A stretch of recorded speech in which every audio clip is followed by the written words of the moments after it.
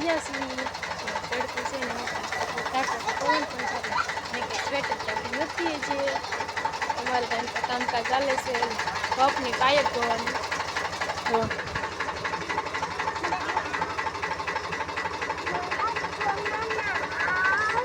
કપની પાયપ ધોવાનું કામકાજ ચાલે છે શેમ્પુ ધો એટલે અંદર તો દવા હોય ને વહી જાય તો બીજું એ સાક્ષી એવા હું તું કરે હે વંદુબેન ને બે શું કરો છો મમ્મી અહીંયા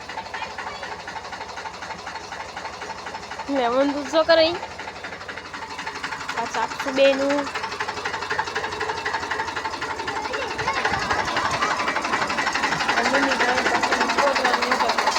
ગાયર કરવાની છે ને થોડીક એટલે બનાવે છે દારો એમાં નાખે છે થોડાક કોડવાનું નાખીને દારો બનાવે પછી થોડી ગાયર કરવાની છે ગાયર કરી નાખીએ અને તમારે ભાઈ પાકો ધોવે છે તમારે ભાઈ પાયક ધોવાનું છે પાણી છે ને કુંડમાં ધોઈ નાખી તો ટાંકામાં પાણી કાઢી પીળું પીળું મારા ભાઈ લગભગ ટાંકામાં ગરી જવાનું એમ તો મારા ભાઈ જો અલર ધોવા મીણ્યો પોતો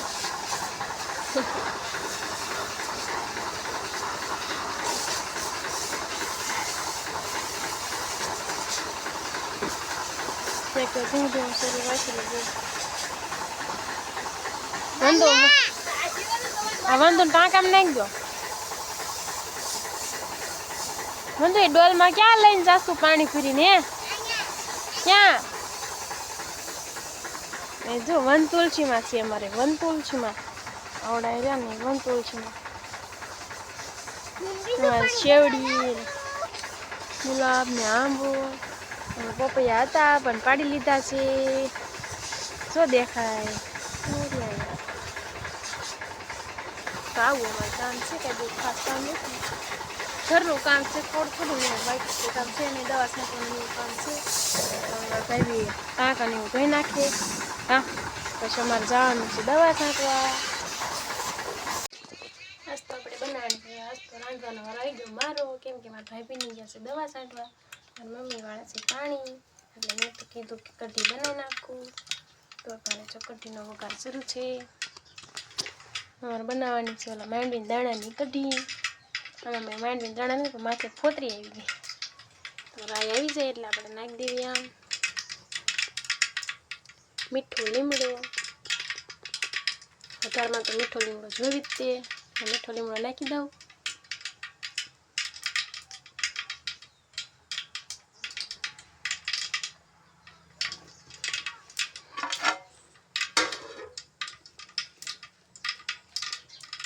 બોલતું કે બરાબર થતું નથી જો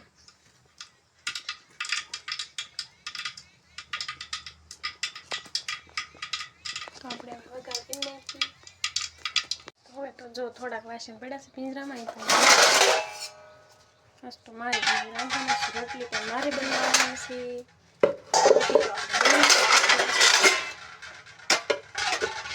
વાસણ ગોઠવી દઉં અને કઢી જોઈને તો બની જાય કે વાસણ ગોઠવી દઉં પછી હું રોટલા બનાવવા માંડું તમે ગોડાણવાળીએ પૂગી જશે રસકો વાટવા હું મારા ભાભી મારી બેન ને મારા ભાઈને છોકરીયું બે અમારા જો બળદ છે બે ક્યાં મસ્તીના છે મારી વાસળી છે એમાં છેઠાણી દીધું વરા કેટલો વાળી દીધો ઘણું વાળી ગઈ આની અમારે વાસળી આવી તે વેતર ઉપર આવી છે અમારી ઢક્કી ગાવી ને એની વાસળી છે આ મારી પાડી છે 4 કે 5 સો તો અહીંયા જ છે કા ભાભી અહીંયા જો ઝાર વાટેલી પડી આ નાખી દો ને આવડી આ ઝાર પણ જો પાણી ભરેલું પડ્યું છે આ મારો રસકો છે રસકો વાટવાઈને આવી ગયા છે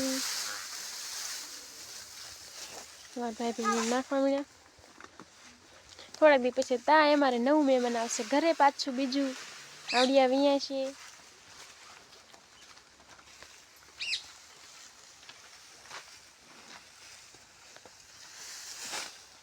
ખંધાઈને નાખી દો થોડું ને ખંધાઈને નહીં થાય એટલે આટલી જ છે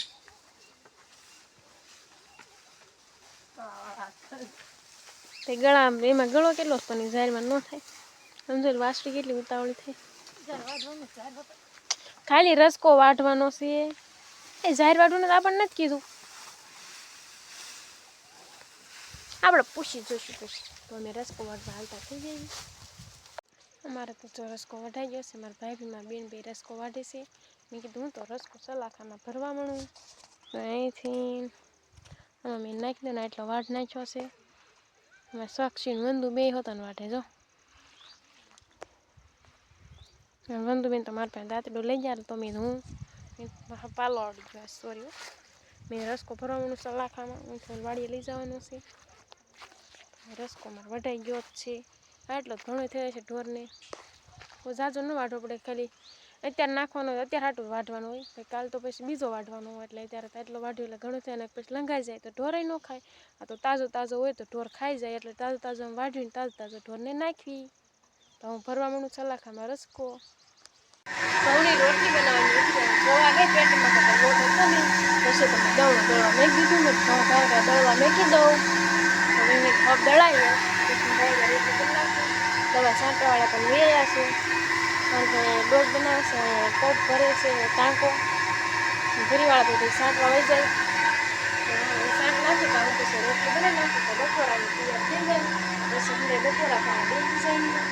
લોટ દળાય પછી રોટલી કરવા બે બાજરાના મન નથી આવડતું. બાજરાના લોટ ખાતો પણ મને કાંઈ આવડતું નહોતું. પછી હું બાજરાનું ન બનાવી એટલે ઘઉં જ દળવા મેકી દઉં. એટલે ઘઉં દળવા મેં મેકી દીધા છે. પાણી જો થોડો લોટ પણ ઘઉંથી ઉડાડે કેટલા વર્ષ થાય છે. એમાં કેટલી તો બની જ ગઈ છે. પછી દળાઈ ગયો પછી રોટલી બનાવવાનું